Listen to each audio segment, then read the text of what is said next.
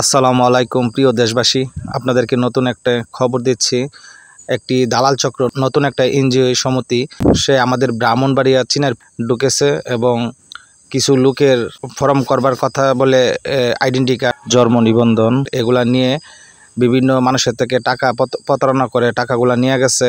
আর যে লোকটা স্ক্রিনের মধ্যে দেখতেছেন কলম দিয়ে লেখালেখি করতেছে, এই লোকটা কিন্তু সব টাকা পয়সা নিয়ে এনতে যেই দিন টাকা দিবে ওই দিনই কিন্তু পালায়া গেছে। আপনারা এই লোকটাকে স্ক্রিনের মধ্যে ভালো করে দেখে রাখেন। ও এখন অন্য জায়গাতে আবার লোকটাকে মানুষের কাছ থেকে টাকা পয়সা নিতে পারে। এখন আমরা কাশেম ভাইয়ের কথা শুনবো, কার কার কাছ থেকে টাকা নিচ্ছে। আপনারা আমাদের পুরো ভিডিওটির সাথেই থাকবেন। আবু কালামে 60,000, নান্দুবো 20,000, আর সুজনগর বোর্ড 15,000, তানুবো 20,000।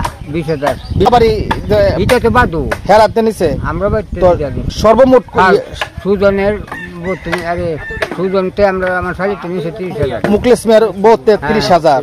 তাহলে আর সর্বমোট কত টাকা হইব নিছে? আমি তো 1 কোটি টাকার বেশি, 1,45,000 টাকা দামটা ফুবাড়ির থেকে 1,45,000। তাহলে তো এনাতুল্লাহ বাড়ি এগুলো লয়ে তো মনে আপনার সব লয়ে মানে 1 কোটি টাকার উপরে হয়ে যাবে।